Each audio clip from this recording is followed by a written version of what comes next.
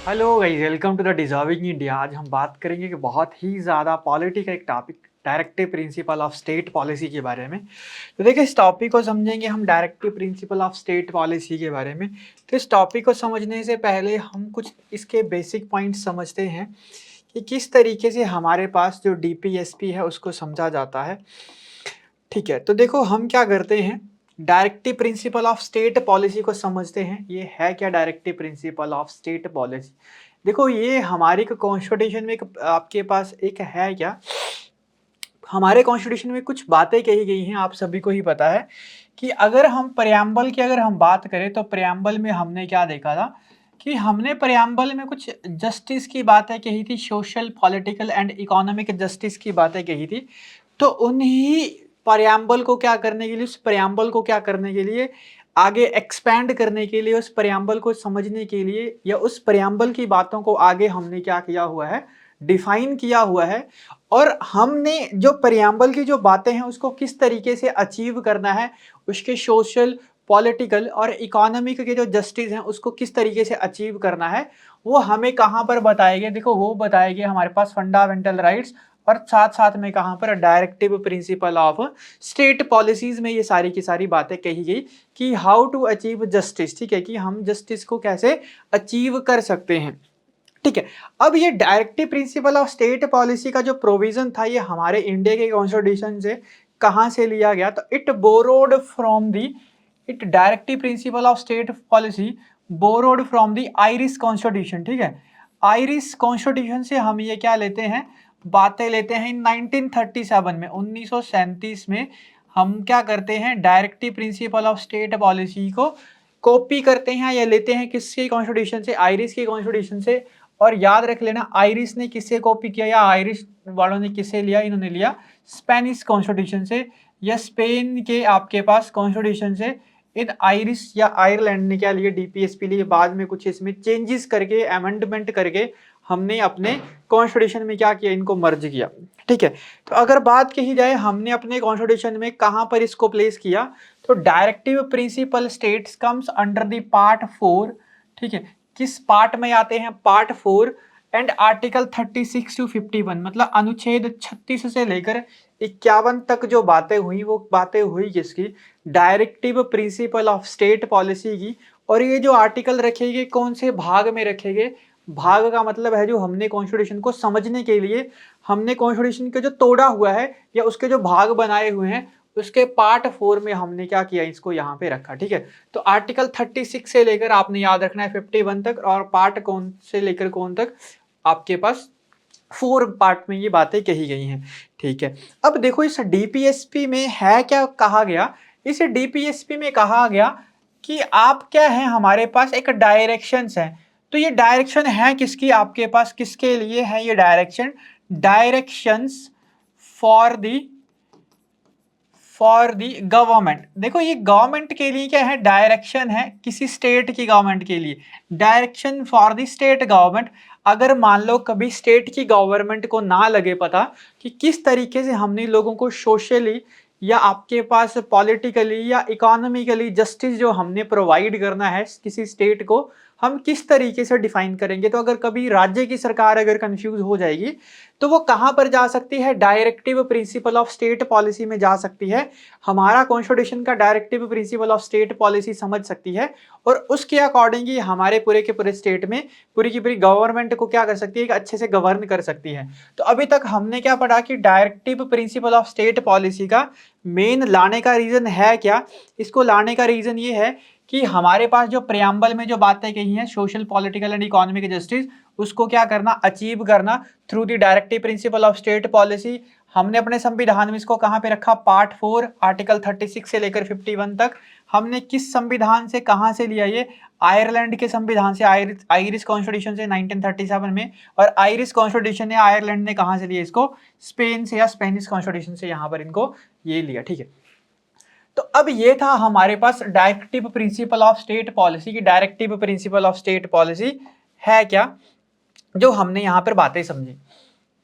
ठीक है, तो यहां पर क्या बात कर रहा है कि directive principle of state policy है क्या, ये क्या बात कर रहा है, in Indian constitution that is a fundamental guidelines for the state government. मैंने आपको क्या बताया कि it is a fundamental guidelines है, it is a direction to the state governments कि हाउ क्या कर सकते हैं दे गवर्न द गवर्नमेंट, कि किस तरीके से उनको क्या करना है, गवर्नमेंट को रन करना है।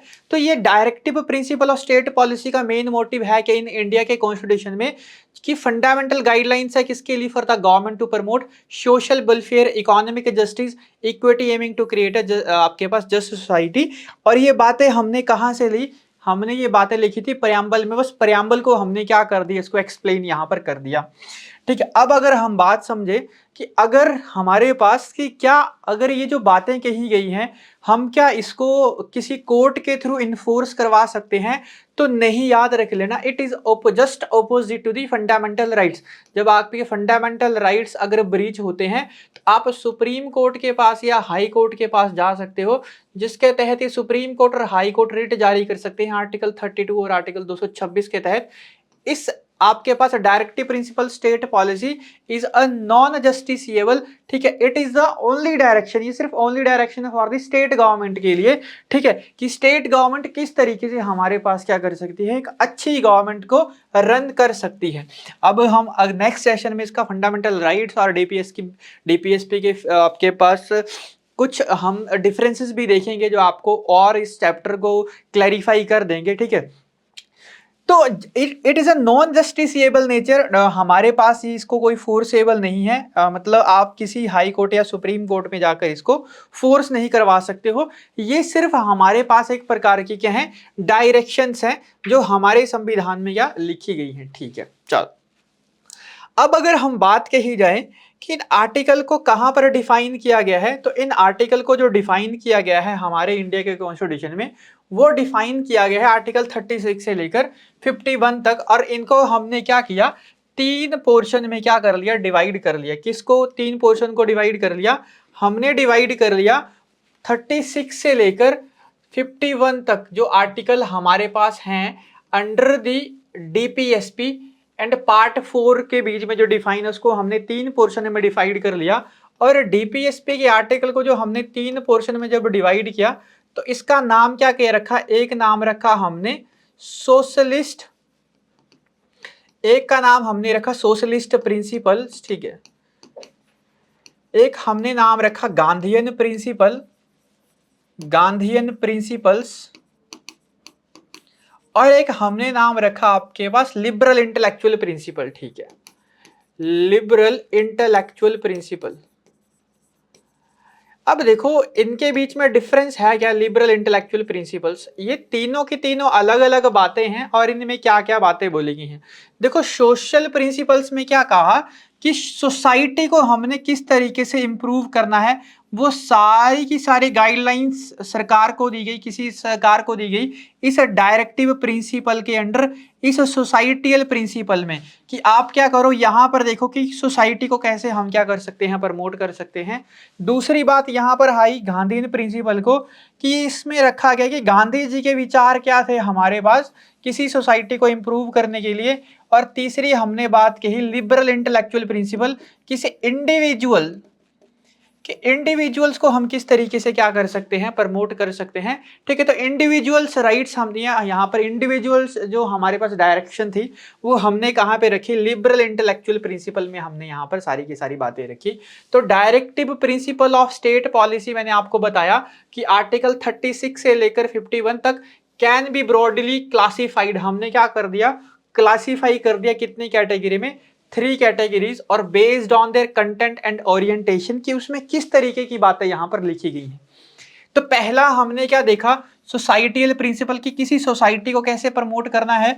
दूसरी हमने यहाँ पर क्या बातें कही हैं, गांधीयन प्रिंसिपल की गांधी जी के प्रिंसिपल्स हैं क्या। और तीसरा हमने बात की किसी इंडिविजुअल्स के लिए हम क्या क्या कर सकते हैं, तो लिबरल इंटेलेक्चुअल प्रिंसिपल्स यहाँ पर हमने बातें कही। ठीक है, तो डायरेक्टिव प्रिंसिपल हमने अभी तक इतना समझा कि किस आर्टिकल में है, किस पार्ट में है, और ये डायरेक्टिव प्रिंसिपल है क्या, ये एक डायरेक्शंस है जो किसी गवर्नमेंट को एक डायरेक्शन देती हैं आपके पास कि किस तरीके से आप गवर्नमेंट को रन कर सकते हो। ठीक है, और मैंने आपको बात बताई, ये एक एक्सप्लेनेशन दिया गया कि हमने जो प्रियम्बल में जो बातें कही गई हैं उसको हम किस तरीके से इसको एक्सप्लेन कर रहे हैं, ठीक है। देन उसके बाद हमने देखा कि हमने इसको डायरेक्टिव प्रिंसिपल स्टेट पॉलिसी को 3 तरीके से डिवाइड कर दिया कि आपने अगर किसी सोसाइटी को इंप्रूव करना है तो सोसाइटल प्रिंसिपल को फॉलो करो, गांधीयन प्रिंसिपल को फॉलो करना है तो गांधीयन प्रिंसिपल, और लिबरल इंटेलेक्चुअल प्रिंसिपल अगर किसी इंडिविजुअल्स को अगर आपने प्रमोट करना है तो आप लिबरल इंटेलेक्चुअल प्रिंसिपल को यहाँ पर क्या कर सकते हो, प्रमोट कर सकते हो, ठीक है। चलो अब हम बात करते हैं सबसे पहले किसके बारे में, सबसे पहले हम बात करते हैं सोसाइटियल प्रिंसिपल के बारे में, ठीक है। अगर सोसाइटियल प्रिंसिपल के बारे में बात कही जाए तो आपने कुछ यहाँ पर आर्टिकल याद रख लो, जो सोसाइटियल प्रिंसिपल मतलब किसी सोसाइटी को यहाँ पर क्या करते हैं, इंप्रूव करते हैं। देखो सोसाइटियल प्रिंसिपल की अगर बात कही जाए कि सोसाइटियल प्रिंसिपल में कौन कौन सी बातें यहाँ पर कही गई हैं या कौन कौन से आर्टिकल यहाँ पर बात कही है, देखो सबसे पहले आर्टिकल 36 और 37 को अभी हम रहने देते हैं, कुछ डेफिनेशंस वगैरह हैं वो हम नेक्स्ट सेशन में देखेंगे, जो फंडामेंटल राइट्स को और आपके पास directive principle of state policy को, जब उनके बीच में डिफरेंसेस देखेंगे कि फंडामेंटल राइट्स और directive principle of state policies में डिफरेंसेस क्या क्या हैं, तो वो हम बातें उस टॉपिक में देखेंगे। फिलहाल हम बात करते हैं किसके बारे में, directive principle of state policy की, जो हमने बात की सोसाइटल प्रिंसिपल, गांधीयन प्रिंसिपल और आपके पास लिबरल इंटेलेक्चुअल प्रिंसिपल्स की, ठीक। तो देखो सबसे पहले हम आर्टिकल की बात करेंगे आर्टिकल 38 में, ठीक है। आर्टिकल 38 बहुत ज्यादा इंपॉर्टेंट, यहां पर सिंपल आप यहां पर लिख दो कि यहां पर बातें हुई क्या, promotion of the societal welfare, promotion of the societal welfare, ठीक है। कि यहाँ पर बातें हुई कि आपको सोसाइटी को, देखो मैंने आपको बताया सोशलिस्ट प्रिंसिपल हैं तो यहाँ पर सोसाइटी की ही बातें होंगी, तो यहाँ पर पहले ही बात क्या बोल दी कि हाउ टू प्रमोट सोसाइटी, ठीक है, कि हमने सोसाइटी को किस तरीके से प्रमोट करना है। तो आर्टिकल 38 में ही बात कह दी कि प्रमोशन ऑफ द सोसाइटी है ना, promotion of the welfare of the या promotion of the societal welfare, की हमने सोसाइटी को किस तरीके से यहाँ पर इंप्रूव करना है। देन उसके बाद हम बात करेंगे आर्टिकल 39A के बारे में। देखो आर्टिकल 39A में ना याद रख लेना, यहाँ पर 6 प्रिंसिपल्स को यहाँ पर बातें कही हैं, ठीक है। 6 प्रिंसिपल यहाँ पर बातें कही हैं, सारे के सारे प्रिंसिपल याद रखना जरूरी नहीं है, बस कुछ प्रिंसिपल यहाँ पर याद रख लो। 6 प्रिंसिपल में से जो हमारे पास सबसे पहला जो प्रिंसिपल है आपके पास, provide equal pay for equal work, ठीक है, equal work for man and women, ठीक है, फॉर मैन एंड वुमेन, ठीक है।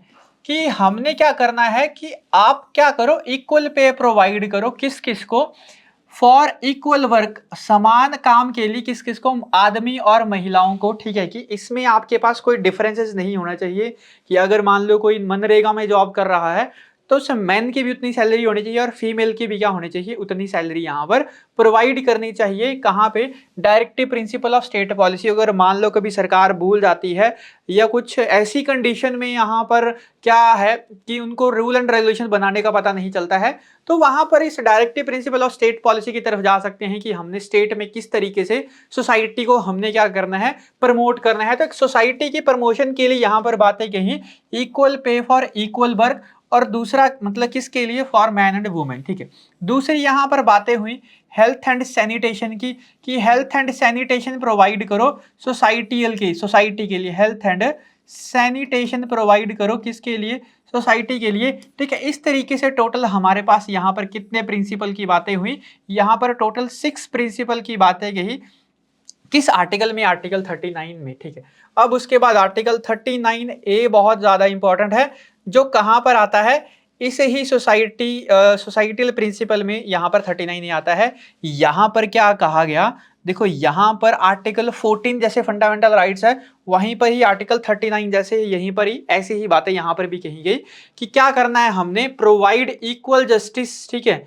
पहली बात कि हमने इक्वल जस्टिस प्रोवाइड करना है, ठीक है, और साथ साथ में प्रोवाइड इक्वल जस्टिस तो प्रोवाइड करना ही करना है, और साथ में फ्री लीगल एड, ठीक है, to the vulnerable section of the society, ठीक है। कि हमने क्या करना है, इक्वल हमने क्या करना है, जस्टिस तो प्रोवाइड करना ही करना है सबको, बट फ्री लीगल एड भी प्रोवाइड करनी है for the vulnerable section of the society. Because of आपने सुना होगा कई बार हाई कोर्ट या आपके पास कहीं ऐसे आपके पास वकीलों वगैरह की इतनी ज़्यादा फीस होती है कि कुछ सोसाइटी उसको अफोर्ड नहीं कर पाती है। तो ये एक हमारे पास डायरेक्शन दी गई कि आप क्या करो, लोगों को इस तरीके से भी आप क्या कर सकते हो, यहाँ पर प्रमोट कर सकते हो। ठीक है, चलो, तो अभी तक हमने जितनी बातें देखी उसको एक बार पीपीटीज में देख लेते हैं कि आर्टिकल 38 में क्या कहा गया हमारे पास कि हमने क्या करना है, प्रमोट करना है वेलफेयर ऑफ द सोसाइटी। ठीक है, और दूसरी बात आर्टिकल 39 में मैंने क्या बातें कही, यहाँ पर 6 बातें यहाँ पर कही गई हैं, जिसमें हमारे पास जो है पहला राइट टू, आपके पास किसका है, हमारे पास इक्वल पे फॉर इक्वल, आपके पास equal pay for equal work both man and women. और साथ साथ में दूसरी यहां पर बातें हुई किससे रिलेटेड, यहां पर दूसरी जो बातें हुई हेल्थ एंड सैनिटेशन को लेकर। ठीक है, तो यहां पर मैंने आपको क्या बोला कि आर्टिकल 39A में क्या कहा गया कि equal pay for equal work for man and women के लिए। और आर्टिकल 39A में मैंने आपको क्या बातें कही, यहाँ पर टोटल 6 थे, हेल्थ एंड डेवलपमेंट की बातें भी यहाँ पर हुई हैं। और आर्टिकल 39A में क्या कहा गया, बिल्कुल आर्टिकल 14 की तरह कि प्रमोट करो इक्वल जस्टिस या प्रोवाइड इक्वल जस्टिस, एंड साथ साथ में फ्री लीगल एड भी प्रोवाइड करो, किसके लिए, टू दी पुअर या to the vulnerable sections of the society के जो अफोर्ड नहीं कर सकते हैं वकील वगैरह। ठीक है जी, चलो, अब हमने यहां पर याद रखना है, देखो जैसे ही आर्टिकल 39 से जाओगे तो आर्टिकल 40, आर्टिकल 40, 43B, 46, 47 एंड 48, ये सारे के सारे जो आर्टिकल हैं 40 से लेकर कहां तक, 43 इंपॉर्टेंट, 43B, 46, 47 एंड 48, ये सारे के सारे जो प्रिंसिपल हैं वो हैं गांधीयन प्रिंसिपल, मतलब गांधी जी की विचारधारा यहाँ पे कही गई है। और अनुच्छेद 44 से लेकर, ठीक है, आर्टिकल 44 मतलब आपके पास डायरेक्टिव, आपके पास यूनिफॉर्म सिविल कोड से लेकर आगे सारे के सारे लिबरल इंटेलेक्चुअल हैं कि किसी इंडिविजुअल को हम किस तरीके से जस्टिस प्रोवाइड कर सकते हैं। ठीक है, तो आर्टिकल 44 हो गया, ठीक है, देन 45 हो गया, देखो 46 तो इसमें आ गया, 47 भी इसमें आ गया, 48 इसमें भी है, और इसमें 48A भी है, 48 इसमें भी है, इसमें भी है, याद रख लेना, गांधीयन प्रिंसिपल में भी है, और लिबरल इंटेलेक्चुअल में भी 48 यहाँ पर आता है। देन यहाँ पर 49 है, फिर 50 है, और देन आपके पास 51 है। जो बाकी बच गए वो आपके पास हैं क्या, जितने भी हमारे पास बाकी बच गए वो सारे के सारे किस में आएंगे, सोसाइटल प्रिंसिपल में आएंगे। ठीक है, 39A तक हमारे पास क्या होगी, बातें यहाँ पे हो गई। ठीक है, उसके बाद हमारे पास क्या क्या बच गया, एक 41 बच गया, और एक बच गया हमारे पास 42, और एक बच गया हमारे पास 43। ठीक है जी, चलो, तो पहले हम क्या करते हैं, जो हम बात कर रहे हैं सोसाइटल प्रिंसिपल के बारे में, ठीक है, तो उन्हीं को ही हम यहाँ पर क्या कर लेते हैं, कंप्लीट कर लेते हैं। ठीक है, चलो, तो हमने 39A तक बात कर ली, अब हम बात करते हैं 40 को स्किप करते हैं because of 40 article comes under the Gandhian principle. अब हम बात करते हैं 41, तो अनुच्छेद 41 में यहाँ पर क्या बातें हुई, ठीक है, यहाँ पर बात कही गई राइट टू वर्क, कि आपको क्या करना चाहिए, आपके पास सोसाइटी के लिए हमने क्या करना है, काम प्रोवाइड करना है। ठीक है जी, ताकि जो हमारे पास क्या हो सके, जो सोसाइटी हो सके अपनी बेसिक नीड्स को क्या कर सके, यहाँ पे कंप्लीट या फुलफिल यहाँ पर कर सके। ठीक है जी, उसके बाद आर्टिकल 40 मैंने आपको बताया गांधी जी के प्रिंसिपल में चला जाता है, 41 यहाँ पर आ जाता है, 42 बहुत ज्यादा इंपॉर्टेंट है, यहाँ पर बात कही है मैटरनिटी रिलीफ के बारे में। ठीक है, मैटरनिटी लीव के बारे में यहाँ पर बातें कही हैं। मैटरनिटी लीव आप सभी को ही पता होगा, अभी रिसेंटली में ही लास्ट ईयर हिमाचल प्रदेश की गवर्नमेंट ने 180 डेज की मैटरनिटी लीव यहाँ पर क्या की थी, फाइनल की थी, जो हमारे पास जो कुकिंग कम हेल्पर जो होते हैं, ठीक है, उनके लिए यहाँ पर मैटरनिटी लीव के बारे में बातें कही गई थी। ठीक है, उसके बाद मैटरनिटी लीव के साथ में यहाँ पर बात की है ह्यूमेन कंडीशन की। ठीक है, कि आप एक ऐसी कंडीशन प्रोवाइड करो जिससे सोसाइटी क्या हो, आपके पास इंप्रूव हो, सोसाइटी को कोई दिक्कत ना आए, तो ह्यूमेन कंडीशन भी यहाँ पर क्या करनी है, प्रोवाइड करनी है। ठीक है, और साथ साथ में आर्टिकल 43 में क्या कहा, आपके पास 43 इंपॉर्टेंट है, अ डिसेंट कंडीशन। ठीक है, डिसेंट कंडीशन के बारे में कहा कि एक आपके पास क्या करो, डिसेंट कंडीशन प्रोवाइड करो, किसको, सोसाइटी के लिए डिसेंट कंडीशंस, और साथ साथ में एंड कल्चरल, ठीक है, कल्चरल एंड सोसाइटियल राइट्स के बारे में यहाँ पर बातें हुई कि आप क्या करो, प्रोवाइड दी या promotion of the culture and the society, कि आप आपके पास वहाँ के कल्चर को और सोसाइटी को क्या करो, यहाँ पे प्रमोट यहाँ पे करो। चलो ठीक है, तो हमने यहाँ पर अभी तक बातें की आर्टिकल 40 तो गांधी प्रिंसिपल में आता है। 41 की हम बात कर रहे हैं। आर्टिकल 41 में क्या है हमारे पास, मैंने आपको क्या बताया, राइट टू वर्क, ठीक है, to education and to public. उसके बाद हमारे पास जो इंपॉर्टेंट है 41 से बाद 42, मैंने आपको क्या बताया कि इस 42 में क्या करते हैं हमारे पास, 42 में हमारे पास है क्या, मैटरनिटी लीव के बारे में और साथ साथ में किसके बारे में, ह्यूमन कंडीशन के बारे में यहाँ पर बातें कही हैं। तो provision for the human condition for work, ठीक है, ये ह्यूमन कंडीशन यहाँ पर प्रोवाइड करो एंड मैटरनिटी रिलीफ के बारे में यहाँ पर बातें हुई हैं, ठीक है, कि मैटरनिटी रिलीफ क्या करो, आप प्रोवाइड करो, ठीक है, मैटरनिटी रिलीफ या मैटरनिटी लीव के बारे में यहाँ पे बातें कही गई हैं, मैटरनिटी रिलीफ के बारे में, ठीक है। उसके बाद हम बात करते हैं, मैंने आपको बताया कि 43 भी इंपॉर्टेंट है। 43 हमें क्या आ जाता है, डिसेंट स्टैंडर्ड ऑफ लाइफ के बारे में and societal and cultural opportunities for all worker, ठीक है, कि जितने भी हमारे पास वर्कर्स हैं उनको क्या करना है, एक डिसेंट स्टैंडर्ड लाइफ तो देना ही देना है, साथ साथ में क्या देना है आपके पास, social and cultural opportunities for all, कि एक सोशल इट्स तरीके से एंड आपके पास कल्चरल तरीके से अपॉर्चुनिटीज दी जाए सारे के सारे वर्कर्स को।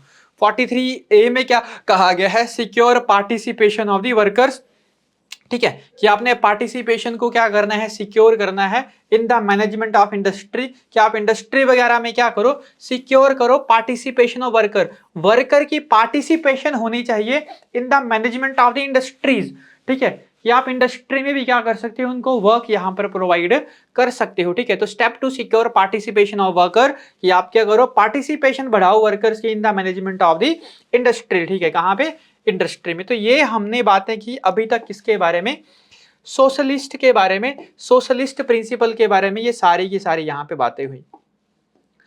अब हम बात करते हैं किसके बारे में, गांधी जी के प्रिंसिपल से रिलेटेड यहाँ पर directive principle of state policies में क्या क्या बातें हुई। देखो यहाँ पर सबसे पहले आर्टिकल 40 में क्या कहा गया, ऑर्गेनाइज विलेज पंचायत, कि ऑर्गेनाइज करो किसको, ऑर्गेनाइज विलेज पंचायत,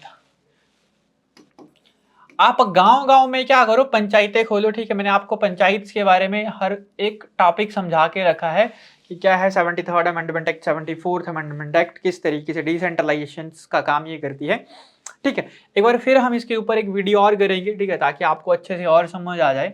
तो 40 में आपको हमने बात की organisation, organise the village panchayat, ठीक है, ये आप क्या करो, ऑर्गेनाइज दी विलेज पंचायत, ठीक है, कि आप एक विलेज पंचायत को क्या करो, ऑर्गेनाइज करो। देन उसके बाद 41 मैंने आपको बता दिया सोसाइटल प्रिंसिपल। 42 हमारे पास मैटरनिटी रिलीफ के बारे में बात करता है एंड ह्यूमन कंडीशन की बात करता है, ह्यूमन कंडीशन की बात करता है कहाँ पे, आपके पास वर्क प्लेस में। देन हमने बात की 43 के बारे में, डिसेंट ह्यूमन कंडीशंस के बारे में हमने बात की, ठीक है। और 43A के बारे में भी हमने बात की कि आपने क्या करना है, सिक्योर करना है, किसको सिक्योर करना है, participation of the worker in the industry, ठीक है, इन the management of the industry, की इंडस्ट्री की मैनेजमेंट के लिए पार्टिसिपेशन सिक्योर करो। उसके बाद हम बात करते हैं 43B के बारे में, बहुत ज्यादा इंपॉर्टेंट। 43 में बात यहाँ पर क्या कही गई, प्रमोशन या प्रमोटिंग द कॉटेज इंडस्ट्री, ठीक है। महात्मा गांधी जी कॉटेज इंडस्ट्री को बहुत ज्यादा क्या करते थे, डेवलप यहाँ पर करने की बातें कहते थे, इसलिए 43B में क्या कहा गया, कॉटेज इंडस्ट्री को क्या करो, आप प्रमोट करो। तो to promote the cooperative society या तो कोऑपरेटिव इंडस्ट्री, ठीक है, कोऑपरेटिव या तो कॉटेज इंडस्ट्री की भी यहाँ पर बातें कही हैं कि कॉटेज इंडस्ट्री को यहाँ पर क्या करो, आप प्रमोट करो। उसके बाद अगर आर्टिकल 46 के बारे में बात की जाए, बहुत ज्यादा इंपॉर्टेंट है। देखो यहाँ पर क्या कहा गया आर्टिकल 46 में कि देखो गवर्नमेंट को क्या करना है, आपके पास प्रमोशन करनी है, ठीक है। किस किस की प्रमोशन या टू प्रमोट, क्या क्या प्रमोट करना है, SCs, STs and other vulnerable sections of the society and other vulnerable sections of the society, कि आप क्या करो SC, एसटी और other vulnerable section of society को क्या करो, प्रमोट करो under the article 46 because of, देखो एससी एसटी और आप सोचते हो ना ये रिजर्वेशन जो मिलती है, तो एक स्टेट को यहीं पर ही आपके पास एक डायरेक्शन मिलती है कि हम क्या कर सकते हैं, एससी एसटी और other vulnerable section of societies को, हम other vulnerable sections of the society को हम क्या कर सकते हैं, प्रमोट कर सकते हैं। और यहीं से ही आपके पास क्या निकल के आती है, रिजर्वेशन भी निकल के यहाँ पर आती है, ठीक है। उसके बाद हम बात करते हैं नेक्स्ट आर्टिकल जो है हमारे पास गांधीयन प्रिंसिपल से, वो है आर्टिकल 47 में। यहां पर क्या कहा गया, टू प्रोहिबिट, यहां पे प्रोहिबिशन की बात हुई है, to prohibit intoxicating liquid, intoxicating